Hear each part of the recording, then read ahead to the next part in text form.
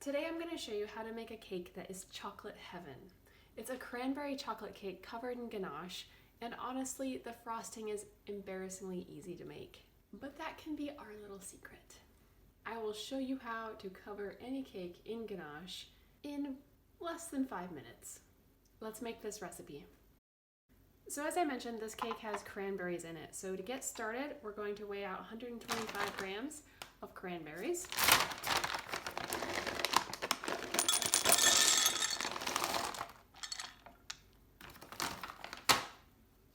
So these are frozen, so I'm just going to put them in the microwave until they are warm.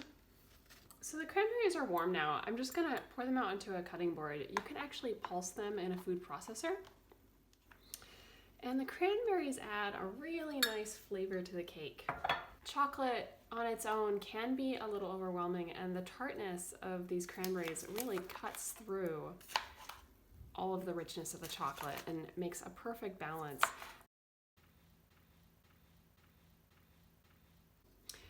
So now you can kind of see the size of the cranberries. So some of the cranberries are a lot smaller, some of the chunks are larger.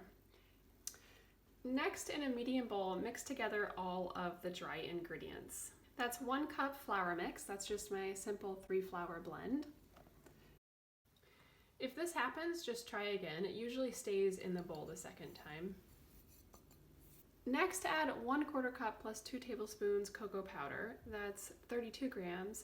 And a teaspoon of baking soda. Now, as you can see, my cocoa powder has lumps in it, so I'm going to sift it into the flour. Next, I add 2½ teaspoons of psyllium husk powder. Again, that's just a fiber. You can try substituting xanthan gum, and that usually works quite well in recipes. There's also a 1/4 teaspoon of salt. So just give these a good whisk. I always whisk the dry ingredients pretty well. Next, in a large bowl, mix together the wet ingredients. Now, sugar is technically a wet ingredient, but sometimes it can be added to the dry or the wet. It's wet because once it bakes an ingredient, it adds moisture to it. So you start with 1 cup and about 1¼ cups sugar. I'm using an organic sugar, so it's not as white as the normal one, but it's just a 1-to-1 substitution. Next, add your oil and water. You can see the oil on top here. That's 157 grams, or 3/4 of a cup. And on the bottom, I have about 1/2 cup of water, about 100 grams. Next, I add 2 eggs. Whoops.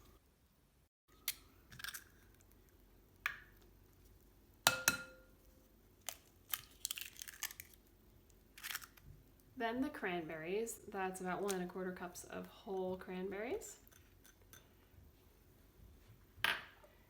And a couple teaspoons of vanilla. That's something bakers don't usually bother measuring. I just use the same whisk to mix all that together. You want to mix it together right away because the vanilla can burn the eggs. So you want to give these ingredients a really good whisk. Again, that's mostly for the eggs. All these wet ingredients help keep the cake really moist. In fact, you can actually make this cake a day or 2 ahead, and I think it gets better as it ages.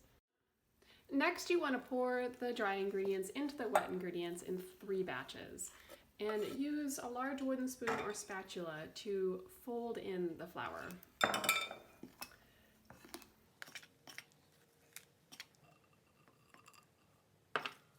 And this will take a few minutes, that's fine. Just take your time. You don't want to stir like this because that will overmix, cause you to get a heavier cake.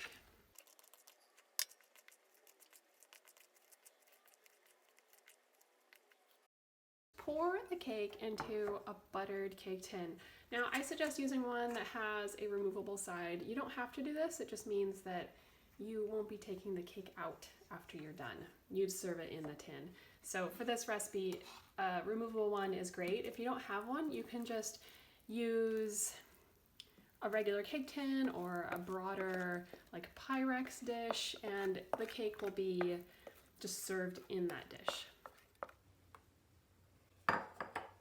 Okay, so this, if you see any bits of flour, just kind of blend them in.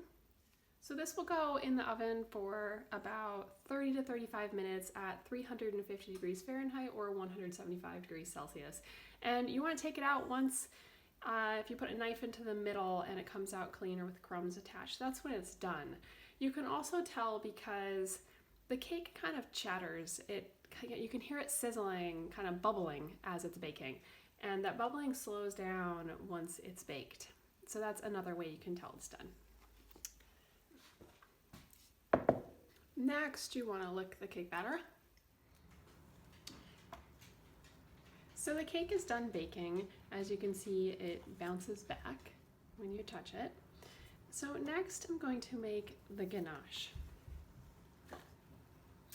Start off with 13 ounces of coconut milk, and you want to use the creamy part. I'll put the details in the recipe, but you want to take the cream off the top and then use the liquid on the bottom until you have 13 ounces, and I also have the grams in the recipe. Next, you add almost 18 ounces of chocolate. I think that's 570 grams, also listed in the recipe. Whoops, we definitely need the chocolate in there. And it's best to use chocolate that doesn't have emulsifiers and additional ingredients in it. So chocolate pieces work best. They have ideally chocolate and sugar, occasionally a little milk. But I am demonstrating the dairy-free version. The version with cream, you'd do exactly the same thing. So I'm gonna put this in the microwave to melt the chocolate. So you wanna heat this either over super low heat on a burner in a pan, or I do just 30-second increments in the microwave and stir it in between. You don't want it to get too hot or it can break the chocolate.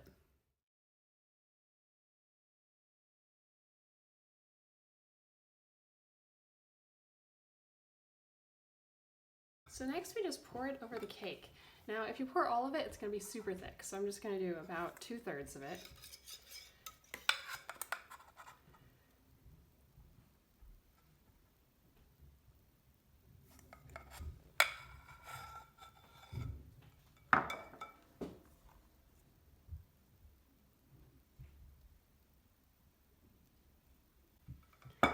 And you do want to be gentle when you pour it in, because there also you can get some air pockets. You can just use a spatula to kind of smooth over the top. And this will take a couple hours to set. So as you can see, the ganache is now set. You can even let it set overnight if you like. You don't have to just let it set for a couple of hours. Now next, I'm going to use a spatula to loosen the sides, and then I'll remove the side of the cake tin. Now, most cakes, when they bake, they shrink away from the side, as this cake did. So it leaves a little gap where this ganache could kind of run down the side of the cake and frost the sides without having to actually frost the entire side yourself. I'm just gonna loosen this. So now I'm just gonna neaten it up a little bit. When you take the cake tin off, you might get a little bit of a lip. And as you can see, it's a little bit rippled on top, but that's actually accentuated by the lighting. It actually looks pretty nice. All right, so this cake is done. It is that easy, and let's give it a try.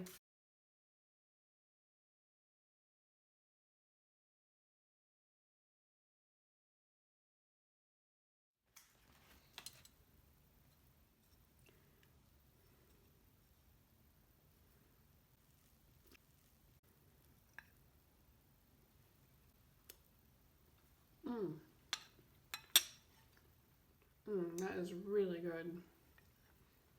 It's super chocolatey. You can taste just a little of the tartness of the cranberries coming through. I don't know if you can see that, but the cake, the crumbs are just very, very moist. So I hope you give this cake a try. It's really fun to bake. It's fun to try something different, especially something that doesn't take a ton of time. And most of all, I hope you like the taste of it. Thanks for watching. I'm Rigel Patterson-Frank, and until next time, happy baking. This is so good. I'm actually gonna dish some up for some friends because, well, one person can't eat this cake, or definitely shouldn't. It feels weird. It feels like there's something in there. You know, if you're prone to losing things, you just never know where they turn up. Oh dear, unfortunately this happened last time. Now it's really important that you whisk your eggs thoroughly. Otherwise, you can end up with whole eggs, partial eggs, but it can really be a disaster at a potluck. Oh wow, this is the cake. It just keeps on giving, but I have no idea why this is here.